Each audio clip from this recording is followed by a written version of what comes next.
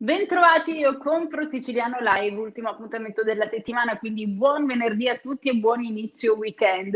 E anche in questo venerdì ci dedicheremo un po' alla cultura, lo faremo attraverso i libri, perché è arrivato il momento dell'attesissima rubrica Letto e sottoscritto. E allora sapete, è arrivato il momento di introdurre l'autore della Tana del Polpo, Giorgio Lupo. Ciao Eliana, ciao a tutti.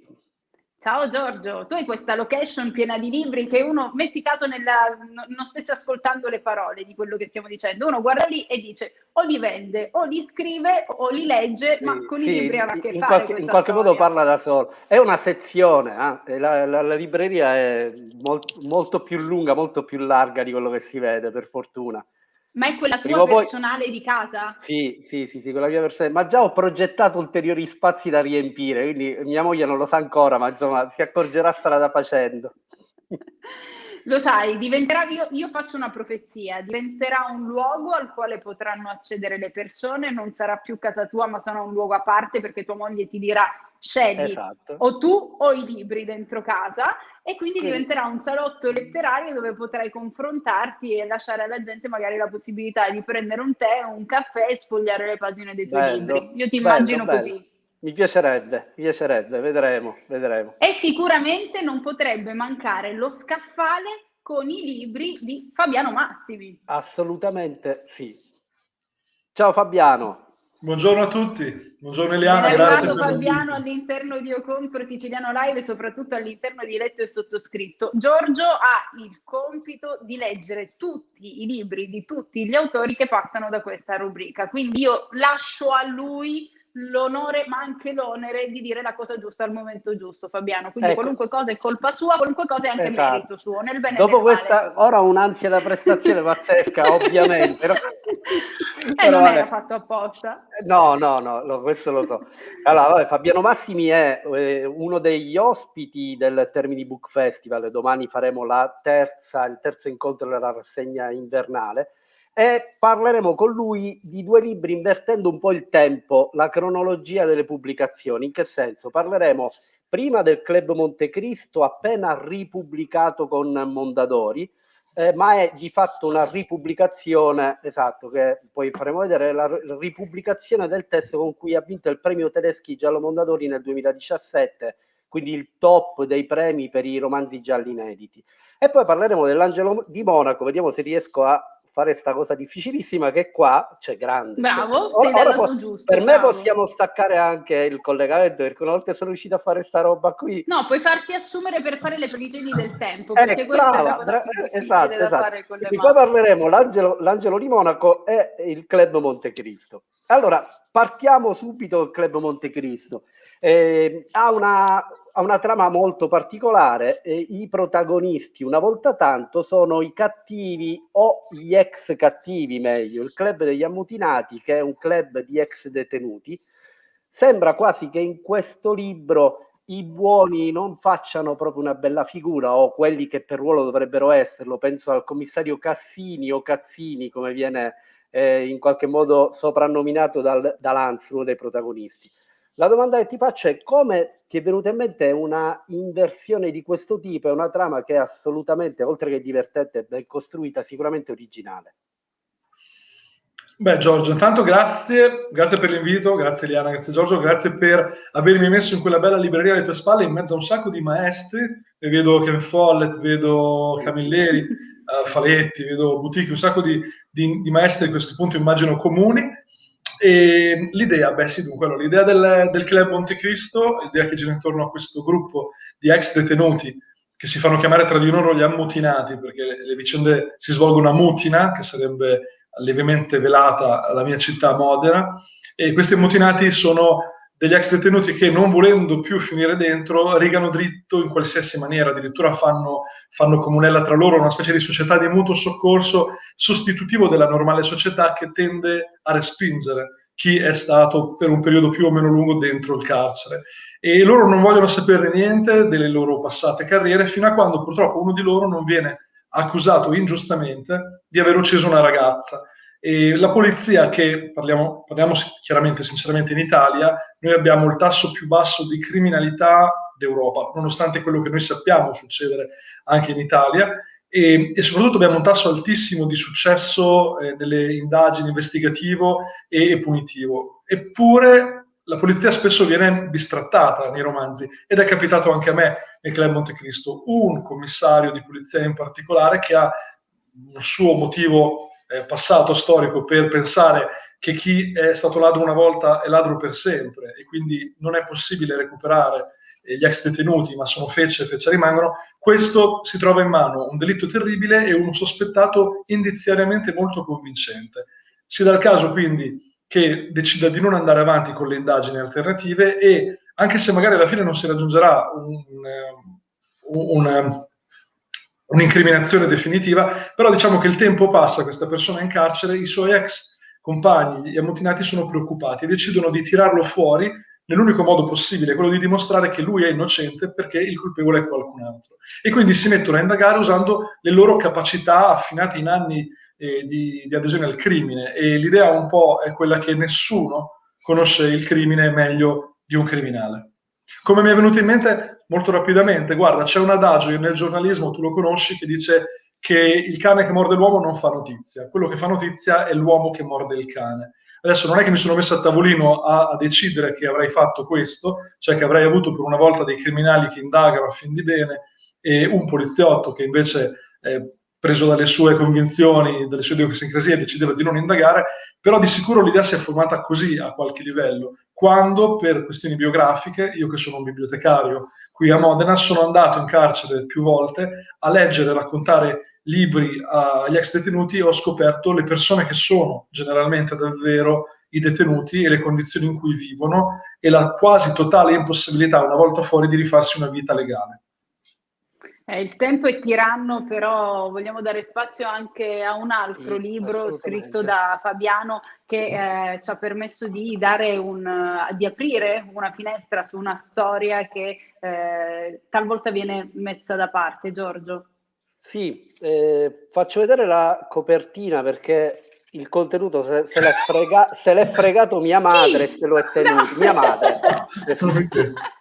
Allora, ma se andate in libreria il contenuto c'è, e ve lo dà. Il contenuto c'è tranquillamente. Mia madre, quando ama particolarmente libri, se li tiene. Questo è un altro tema, ma è un fatto privato mio e di mia madre. Ringrazio pubblicamente tua madre. Allora, sarai costretto a comprare una seconda copia. Sì, esatto. Ma guarda, su questo i libri io li adoro, per cui non è un problema. Allora andiamo subito, purtroppo il tempo è veramente tiranno e i temi sarebbero... soltanto. Allora, soltanto questo.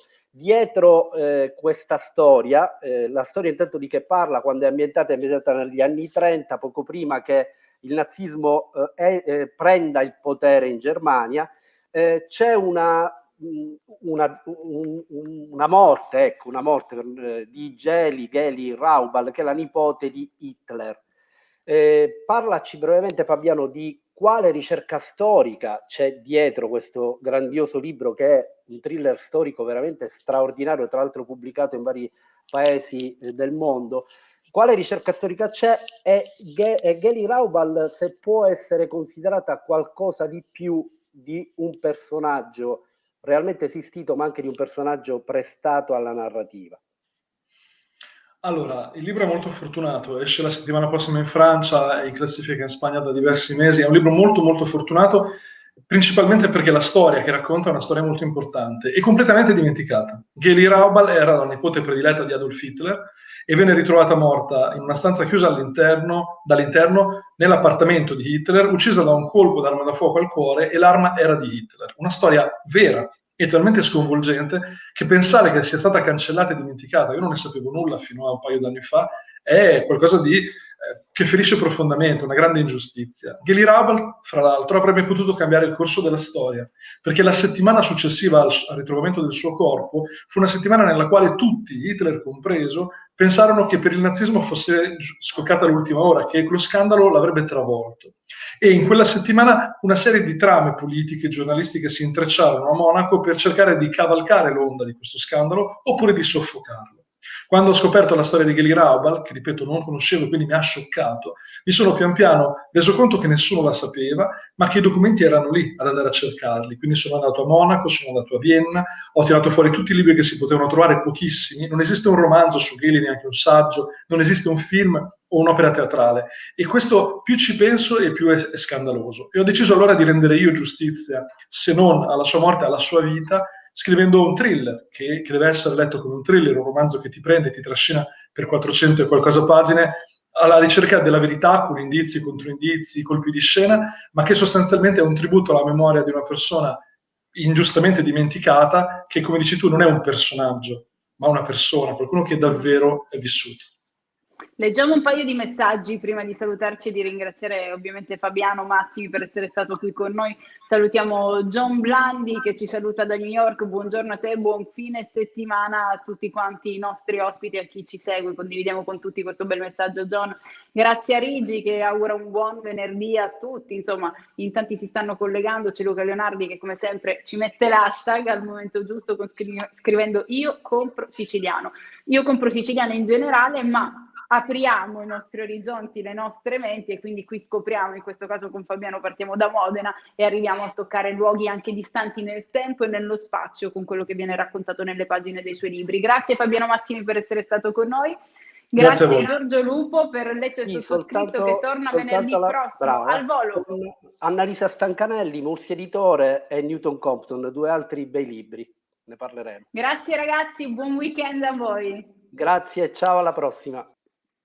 Io compro siciliano continua subito e ci caliamo in una realtà, anzi potremmo dire aprite gli occhi e guardate bene, e guardare bene servono a volte anche gli occhiali giusti. Allora andiamo subito a parlare di occhialeria d'arte con Marco Raccuglia.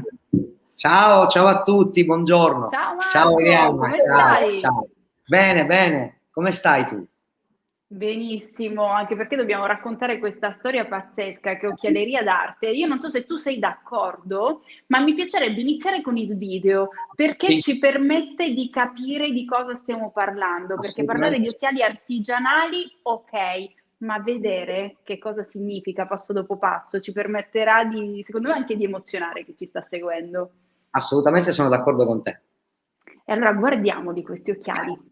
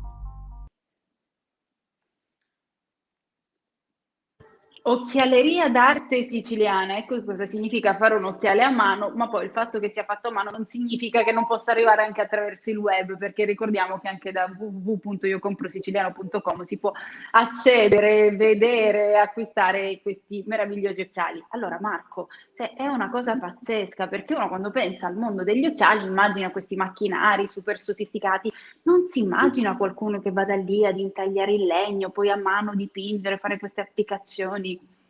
Esiste, ovviamente per ogni cosa, come sappiamo, esiste una fase umana e magari poi con il tempo naturalmente arrivano i macchinari, le macchine tecnologiche che diciamo creano quello stesso prodotto in massa che prima faceva l'uomo. Ecco, noi abbiamo voluto fare un piccolo passo indietro e andare a ritrovare di nuovo il piacere di intervenire con le nostre mani sui prodotti, per poter dare la forma che vogliamo e poter avere quell'emotività che una macchina non può dare, perché un conto è che un occhiale passa attraverso 3 artisti, 3 artigiani che ci lavorano ore imprimendo sul prodotto una vita, un respiro, e un conto è una macchina che stampa ogni giorno migliaia di pezzi. Sono delle cose diverse, il prodotto finale è davvero diverso, secondo me. Cioè, è un prodotto personalizzato, cioè proprio unico per la persona, che può diventare anche un po', immagino, si può anche chiacchierare del come realizzare un occhiale. Sì, diventa un motivo di scambio, diventa un motivo di contatto più intimo e si vanno a sviscerare quelli che potrebbero essere i desideri di ognuno di noi per certi versi, no? Perché va bene che si parte da un prodotto di occhiale, ma ti do la possibilità alle persone anche di poterlo personalizzare ricordando dei momenti della propria vita, insomma, ognuno poi ha delle idee geniali. Infatti mi collego un attimo a poco fa al mondo del liquido, citando il maestro in assoluto siciliano Camilleri, che avete ben citato. Noi abbiamo realizzato un prodotto che ci siamo ispirati al maestro, che diceva che quando ti siedi a tavola, se accanto a te c'è una persona che non ha lo stesso brio, la mangiata, come dice Camilleri, risulta sminuita. Ecco che noi ci siamo seduti al tavolo di questa creatività tutti con lo stesso brio, e quindi abbiamo cercato di creare, un prodotto che parli da solo. Questo è dedicato proprio al maestro Camilleri. Ogni occhiale ha vedere da vicino anche questo packaging, che è bellissimo. Ogni occhiale ha la scatola che lo stesso artista dipinge dandogli poi questo. Questo è dedicato al maestro nostro di tutti, Camilleri. Quindi anche le scatole dei vari occhiali sono diverse l'una dall'altra. Tutto il packaging è fatto a mano, quindi le scatole vengono dipinte dagli stessi artisti che dipingono l'occhiale, e poi c'è una persona in Sicilia che compone gli astucci a mano. Cioè, questo è un astuccio da uomo in pelle, questo è quello da donna, dove dentro c'è il piano, naturalmente usiamo. Ma io lo userei come pochette. Io mi metterei gli occhiali e poi in quello metterei dentro fazzolettino, telefonino e burro cacao. Sono tutte cose fatte a mano, per cui hanno l'odore della Sicilia e sicuramente della passione dell'uomo e non di una macchina. Per carità, de gustibus, noi abbiamo deciso di intraprendere questa strada. Ma la cosa folle di tutto questo, che tu dici, va bene, un prodotto artigianale, tutto fatto a mano, quindi tu pensi a un mondo fatto di tradizione. Poi a un certo punto arriva qualcuno e ti dice, aspetta, inquadra il QR code. E uno dice, aspetta, di che stiamo parlando? Sì, perché il prodotto, la musica, che come sappiamo benissimo tecnologia, sembra che ce l'abbiamo con la tecnologia, ma non è così. In realtà la usiamo. A volte ha un po' meno poesia, a volte sembra che la tecnologia possa avere meno poesia, però la tecnologia bisogna saperla usare bene al momento giusto. Ecco, in pratica mettendo un codice QR su un prodotto, su un occhiale, sulla scatola o sulla microfibra per la pulizia, il codice QR, lo sapete tutti, andando col cellulare o un lettore di codici, sul codice QR lui ti porta a una canzone. Quindi si può dire che sono occhiali anche che suonano, che sono scatole che suonano. Quindi uno si porta a casa una scatola dipinta, connette col cellulare e parte una canzone siciliana che potrebbe essere dei Tamuna. Questo però si apre poi un altro mondo. Cosa suonano quindi questi occhiali? Suonano di musica siciliana, suonano di canzoni scritte da siciliani, quindi il prodotto è siciliano anche nella voce. Vedi, vabbè, mi parli tu, mi citi Tamuna, mi parli di voce, Marco, ovviamente io ho la tua immagine lì sul palco mentre canti, un mondo che in questo momento è in stand-by e immagino in questo momento... Occhialeria d'arte nasce da lì, dal fatto che artisti, musicisti, cantanti, teatranti, tutto il mondo dello spettacolo, come sappiamo, si è fermato da più di un anno e io a casa non ci sapevo stare, ho cercato di, siccome il mondo dell'ottica continua a vivere perché è un'attività medica, quindi di prima necessità, ho cercato di introdurre l'arte e la musica dentro l'occhialeria per andare avanti, ma era un'idea, da questa idea è nato questo Divertissement, questo gioco che è Occhialeria d'arte siciliana. Ma che risposta hai avuto? Che risposta hai avuto tu dalle prime persone che hanno provato questi occhiali? Cosa ti hanno detto? Beh, io devo intanto ringraziare il mio compro siciliano perché effettivamente il primo prototipo feci una fotografia, incontrai online questo portale e dissi: guarda, io compro siciliano, gli occhiali siciliani, vediamo che succede. E misi un po' e sono andato a giocare alla PlayStation perché ad aprile non facevamo altro. Quindi mentre gioco alla PlayStation metto in pausa e dico: ho messo una fotografia, vediamo che è successo. Apro, c'erano 1000 mi piace. Come? Dai! Un quarto d'ora, 1000 mi piace e 300 commenti, insomma. Sono stato 2 giorni a rispondere a questi commenti. Insomma, la gente vuole sapere di più, vuole provarli, vuole sapere dove comprarli. È bellissimo, tutto questo è veramente molto bello perché purtroppo in questo periodo in tanti si sono scoraggiati, invece sapersi reinventare è una dote difficilissima da portare avanti, però ti permette di esprimere il tuo in un modo diverso, ma continuare ad avere degli stimoli per andare avanti e chissà, magari incontrare dei nuovi sviluppi che non sarebbero mai stati previsti nella propria vita. Dice Luca Leonardi, quanto tempo ci vuole per realizzare un occhiale di questi? Allora, per quanto riguarda i dipinti a mano, dalla progettazione al prodotto finito ci vogliono dei giorni. Naturalmente la progettista deve riuscire non solo a pensare la micropittura, ma anche pensare i colpi di pennello, perché sapete, alcune volte il pennello ha un certo spessore e noi necessita un tocco ancora più sottile. Quindi c'è un lavoro forte di progettazione e poi ancora più forte di realizzazione, perché se commetti un errore l'occhiale lo puoi buttare. Quindi sì, non si può cancellare e tornare indietro. No, perché è un processo irreversibile. Ok. Quindi la difficoltà dell'artista è proprio che è lì come il circo, o ce la faccio, e questo è affascinante. Volevo farti vedere l'ultima cosa, velocissima. Sì, prima di salutarci, dai. Insieme agli occhiali abbiamo pensato tutta una gioielleria accessoria da attaccare all'occhiale, quindi non ci siamo fermati solo al prodotto occhiali, ma a creare delle collane o degli orecchini che non vanno sulla persona ma sull'occhiale. Te lo mostro. Sì, perché è incredibile questo. Ciao! Lei e ha una collanella, ovvero una collana che si attacca all'occhiale e non alla persona. Ci sono i nostri e tra l'altro simboli. Non è una semplice catenina, cioè c'ha tutti questi cosa sono tipo delle nappe, ecco. Le nappe, ci sono anche i fichi d'India in argento che sono qua, non so se li vedete, aspetta. Sì, bellissimi. Che vanno a riprendere i temi dipinti. Quindi troviamo anche questi sul marketplace di Io Compro Siciliano? Sì, certo. Sì. È una nuova idea. Saranno anche gli orecchini per gli occhiali, quindi degli oggetti singolo o doppio che nel movimento creano questa eleganza non sulla persona, ma gioielleria per l'occhiale, che non esisteva prima. Ci voleva un artista per pensare a qualcosa del genere e Marco Raccuglia hai fatto un dono all'umanità con questa bella idea. Quindi grazie per averci... No, è bello, perché capito l'occhiale, se io penso poi all'occhiale da vista che uno deve portare con sé, avere la possibilità di farlo diventare anche un vezzo e cambiare ogni giorno l'accessorio per l'occhiale da vista, può essere gratificante, è una bellissima cosa. Noi siamo in ritardissimo e dobbiamo chiudere, quindi ragazzi vi ringrazio e invito tutti quanti ad andare su www.iocomprosiciliano.com per poter vedere quanto più possibile di queste meravigliose realizzazioni di Marco Raccuglia e di Occhialeria d'Arte. E quindi viva Io Compro Siciliano, che ci dà la possibilità a noi di emergere, di farci notare, di esistere. E grande saluto al grande Camilleri, che rappresenta lo spirito e l'anima di ogni siciliano. Ciao. È vero. Ciao. Grazie Marco Raccuglia, grazie Occhialeria d'Arte per queste bellissime creazioni. Io ringrazio Paolo Gatto per la regia, Marzia Monreale della redazione e tutti voi che fate parte di questo nutrito gruppo di Io Compro Siciliano, che ci seguite e condividete. Ci rivediamo lunedì, sempre a mezzogiorno. Buon fine settimana a tutti.